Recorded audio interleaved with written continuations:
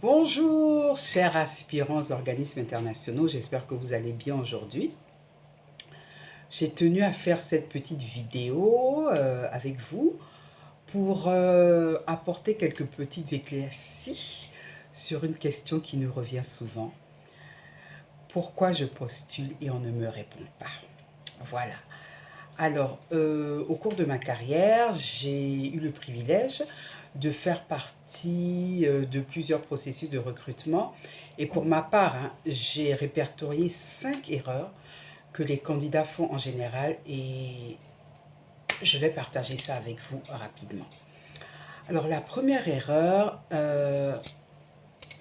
que je veux partager avec vous, c'est de savoir si est-ce que votre profil correspond vraiment aux exigences du poste. Vous savez, je sais, il n'est pas facile de pouvoir répondre à 100% des exigences. Mais vous savez que dans une offre, il y a des exigences essentielles et des compétences supplémentaires. Alors, si vous ne remplissez pas ces deux conditions, vous ne passerez pas le premier tri de sélection et vous allez disqualifier automatiquement. Voilà, ça c'est pour la première erreur. Pour la deuxième erreur, c'est d'omettre de fournir des références. Vous savez, dans la fiche de candidature, tout en bas, il y a une partie où on vous demande de fournir 3 références. Alors, il y a des gens qui laissent cette partie vide.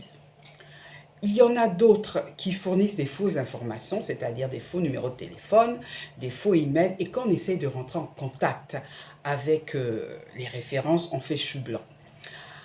La troisième erreur, c'est qu'ils ne prennent pas le temps de coacher ces références. Donc, quand on appelle, ces références en question donnent un mauvais témoignage du candidat. Alors, ce qui fait qu'on est obligé de vous disqualifier automatiquement. Donc, je vous en supplie, prenez le temps de remplir ces informations et surtout de coacher vos références. La troisième erreur, c'est de ne pas cibler votre lettre de motivation et votre CV au poste. Je m'explique.